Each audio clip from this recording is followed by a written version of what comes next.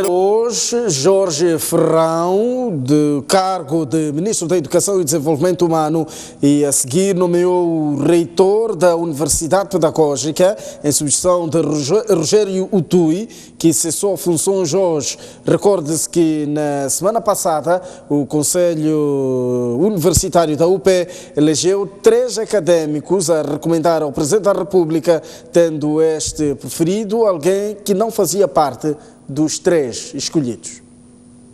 Portanto, este é um ponto prévio a ser analisado aqui com o nosso habitual convidado da quinta-feira, Adelino Buc. Adelino Buc, muito boa noite. São 3 temas que vamos olhar. Como é que vê para esta exoneração de Jorge Ferrão, do cargo de Ministro da Educação e Desenvolvimento Humano, aqui para tomar conta da Universidade Pedagógica na qualidade de reitor?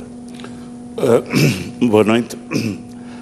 Muito obrigado. Eu penso que não há dúvidas que o Presidente da República tem este poder discricionário de escolher quem ele quer, mas eu penso que a sociedade moçambicana vai sair a perder, tendo em conta a nova dinâmica que o antigo Ministro de Educação e Desenvolvimento Humano tinha introduzido no seu Ministério, nomeadamente do ponto de vista de humanização de facto, porque era um ministro presente em todas as ocasiões, era um ministro que se comunicava com os professores, comunicava-se com os alunos, não só por via física, mas também por comunicação via rádio, via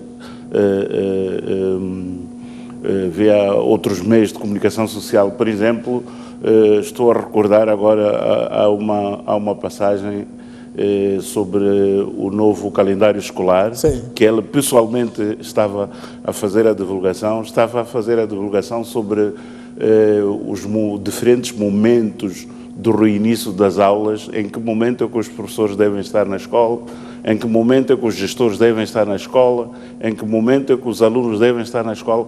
Esta comunicação era uma inovação pessoal do ministro Jorge Ferrão. Ele era um ministro, na minha opinião, de facto focado para a área que ele dirigia, que era a educação. E eu penso que, independentemente daquilo que são as outras áreas de governação, ele não era um ministro que se vergava do ponto de vista daquilo que eram as exigências que o setor dele impunha. Por exemplo, esta questão de carteiras. Nós sabemos que o país já há muito tempo que tem este problema, mas a dinâmica de produção de carteiras, o nível de exigência por um alto dirigente no governo para que as crianças não sentem no chão, nunca tinha havido antes. Okay. Portanto, o ministro Ferrão foi a pessoa que, independentemente das lamúrias dos outros dirigentes, dos outros ministros, se tinha ou não tinha verbas, ele queria que o setor dele fosse contemplado por aquilo que eram as suas necessidades.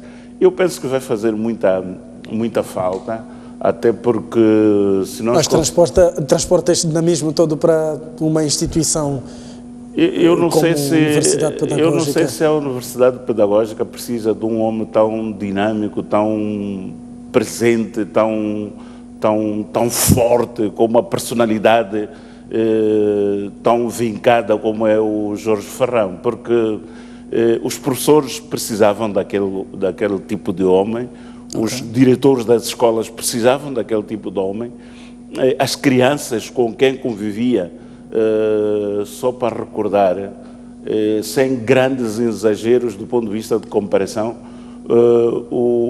as crianças depois da morte de Samora Machel nunca tinham convivido com um dirigente a este nível, como viveu o Jorge Ferrão. Portanto, era realmente um ministro de Educação e Desenvolvimento Humano no verdadeiro sentido. Ele tinha assumido este princípio. Esperamos que o Presidente da República encontre uma figura Sim, qual deve ser o perfil do próximo ministro? Eu penso que tudo o que for abaixo, e a fasquia é muito alta, deve ser dito, tudo o que for um pouco abaixo, no mínimo, tem que lutar por encontrar alguém que se equipare ao Ferrão. Porque tudo o que for abaixo disso, havemos de voltar para uma situação de estagnação, uma situação em que a educação voltará a não ter o peso que começava a ter do ponto de vista daquilo que são as exigências. E repare que a educação sempre existiu. A diferença realmente que se fez sentir é da figura que estava lá dentro. Okay. Eu não senti os outros membros do coletivo do Ministério seguiam-lhe a dinâmica, mas também muito facilmente poderão desfalecer em função do novo dirigente que vai ser imposto para eles. Então, eu penso que não diria que é uma perca, não é? Mas é uma situação que, na minha opinião, poderia se evitar, porque também, se quisermos ser honestos, do ponto de vista do trabalho, não é? De atividade, de entrega pessoal, neste governo, este é um dos poucos ministros que dá a cara em todas as circunstâncias, em todas as situações. Portanto, é um ministro diferente. Okay. Era, aliás, agora já era um ministro, não é? Passa a reitor. Não sei, passa a reitor. Tá, vamos olhar para o próximo tema, vamos analisar aqui a revisão da lei sobre a sobrevalorização da madeira. Aliás, um projeto de lei aprovado ontem pela Assembleia da República, num dos momentos em que houve convergência por aclamação até das 3 bancadas da Assembleia da República, e facto para dizer que a questão das nossas florestas é um ponto que une opiniões independentemente da cor política, da cor partidária. Sim, porque se formos a reparar, já há muitos anos mesmo que a sociedade clamava por uma intervenção mais rígida do ponto de vista daquilo que são as exportações de recursos florestais. Sim. Existem até alguns setores de opinião que são de opinião de que deveria se suspender por algum tempo a madeira, independentemente se foi transformado ou não foi transformado. O facto é que o último inadequado, eu penso que o interesse pela exportação de madeira em bruto é tal que qualquer taxa de sobrevalorização é coberta por aquilo que são as vontades dos exportadores. Mas também é aqui um dado muito interessante, na minha opinião, que é o grande problema da nossa madeira não está tão somente na legislação sobre exportação. Está no nível de contrabando que é feito no processo de exportação. Creio que foi o ano passado que a República da China fez uma publicação sobre os recursos florestais que entraram no seu país e confrontado com aquilo que tinha sido a informação interna em Moçambique, não chegava a 1/3 do valor que a China declarava que entrou de Moçambique para a China. Portanto, nós declarávamos... O relatório de partida aqui não era o mesmo que o relatório de chegada na China. Nós dizíamos que exportámos 9 e eles diziam que receberam 27. Okay. Portanto, logo à partida, o problema, penso que esta é uma boa partida, não há dúvidas, impedir, porque já não haverá justificação sobre se foi paga a sobretaxa, se não foi paga, se o processamento é de que nível, etc, etc. Esses detalhes técnicos todos não serão necessários. Estará em causa é bruto ou não é bruto, exporta ou não exporta, ponto final. Eu penso que vale a pena, e a sociedade, de um modo geral, não havia como não estar solidário com esta legislação. E o ponto seguinte é, efetivamente, ao nível das províncias onde ocorre a exploração da madeira, haver um trabalho muito mais intensivo do ponto de vista de fiscalização, porque se não fizermos isso, esta lei também não vai resolver o nosso problema. Tá. Vamos olhar para o terceiro ponto, que é a realização do terceiro Congresso para a Justiça. Aliás, é um encontro que reuniu advogados, quase que toda uma lusofonia. Que mais-valias é que Moçambique poderá colher deste encontro? Muito obrigado. Eu penso que a primeira mais-valia que eu vejo que aconteceu é o nível de liberdade de comunicação. Sim.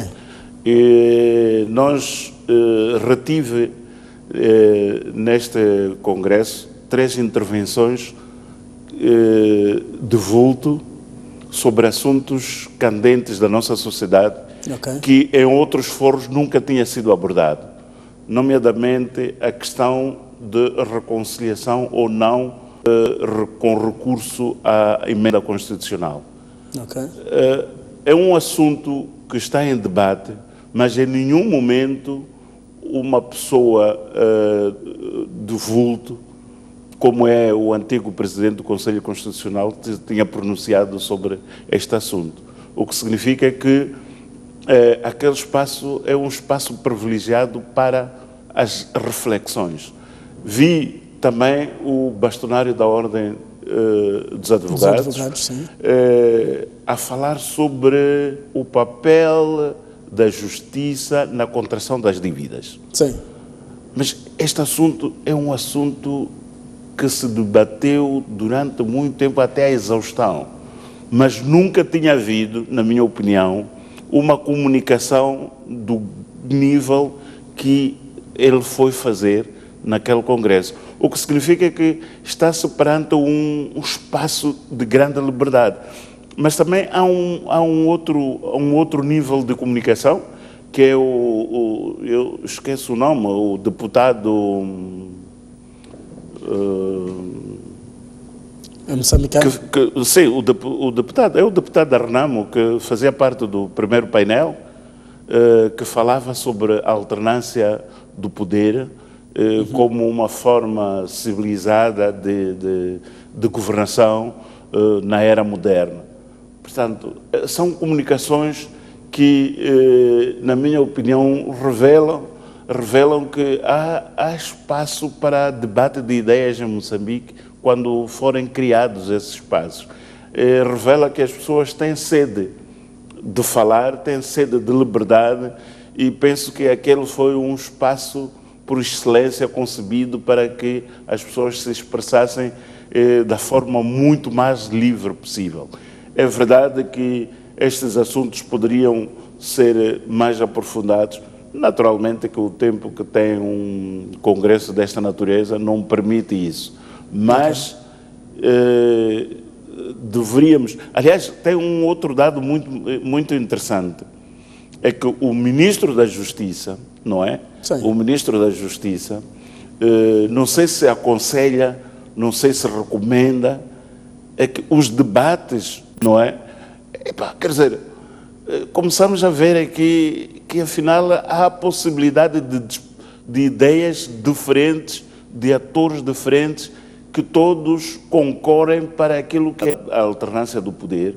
Era preciso discutir-se um pouco mais a fundo sobre se o nosso modelo, não é, de eleições não permite isso, o que é que está a faltar, o que é que deveria ser levado em consideração. O caso, por exemplo, de que a simples emenda constitucional não nos trará, significa que qualquer exercício que possa ser feito à luz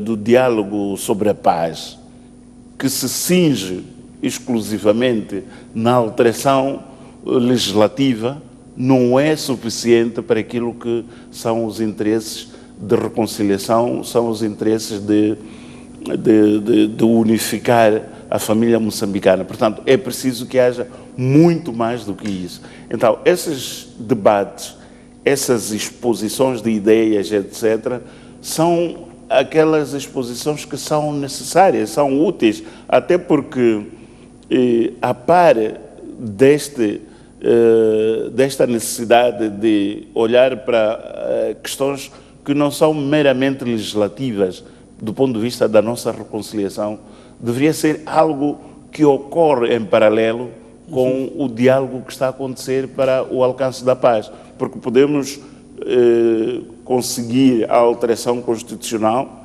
mas sem que tenhamos sequer ideia de onde começar para nos reconciliar. Tá. Adelino Buck, na quinta-feira, este é um tema que não estava previsto, precisei apenas do seu comentário, porque na quinta-feira passada, quando comentamos sobre a tragédia de Estima, as coisas ainda estavam frescas, ainda não haviam elementos suficientes para se fazer uma análise mais abrangente, mas durante a semana, não só o número de vítimas subiu, portanto, hoje são 93 vítimas mortais, mas já houve circulação de 2 vídeos, pelo menos, a tentar esclarecer em que situação é que as pessoas morreram, em que situação é que deu-se a tragédia. Quer deixar algum ponto aqui em volta desta tragédia, Tete? Primeiro, sim, eu penso que já temos elementos para fazermos algumas considerações à volta do que aconteceu realmente em Tete. Contudo, qualquer abordagem que formos a fazer não significa qualquer desprezo pela vida humana que se perdeu, não é? Nós continuo, na minha opinião, a ter muito respeito pela vida humana e penso que não há nada que possa estar acima disso. Contudo, é importante notar que, efetivamente, aquele acidente acontece numa situação de mero furto. Okay. Portanto, ou seja, em linguagem mais pública, quer dizer, num processo de roubo. Sim. Não é? Quer consentido pelo motorista, quer não, significa que as pessoas se associaram com o motorista, ou seja lá como for, para praticarem aquele ato que é, a todos os títulos, condenável e que, efetivamente, aquele trabalho que o Governo diz estar a fazer para apurar as responsabilidades, é importante que sejam apuradas, porque 93 pessoas é muita vida humana em causa por causa da atitude irresponsável de um motorista e, se calhar, de 1 ou 2 interessados no produto que ele transportava para adquiri-lo de forma ilícita, sob forma de roubo. Okay. Portanto, é importante que seja esclarecido e que essa pessoa seja levada realmente à vara do tribunal. Eu penso que também aqui existe, se quisermos, pouco... Esta comissão de inquérito, eu penso que deveria fazer-se, ter um braço de apoio à própria polícia, porque até hoje não se sabe do paradeiro do motorista, não é? Sim. Não se sabe do paradeiro, e o motorista é uma peça-chave para esclarecer este episódio, porque ele certamente que não voltou para o Malawi, a origem do carro. Sim. Deve estar aqui em Moçambique. Então, eu penso que é importante que estas coisas sejam esclarecidas, até não só para ficarmos a saber o que é que efetivamente aconteceu neste caso, como também para desencorajar casos futuros, porque uma punição exemplar aos responsáveis deste ato irresponsável pode desencorajar os outros a verem-se atentados a cometer os mesmos atos ilícitos. Adelino Buque, muito obrigado pela sua presença nos nossos estúdios. Estávamos aqui a olhar para alguns pontos que dominam a semana com enfoque para a saída do Ministro, portanto, da Educação. Saída de Jorge Ferrão, Ministro da Educação, mercê da exoneração parte do Presidente da República. Jorge Ferrão vai ser reitor da Universidade Pedagógica. Vamos a esta altura sair para uma curta pausa. Voltamos dentro de instantes para fazer correr a informação. Até já.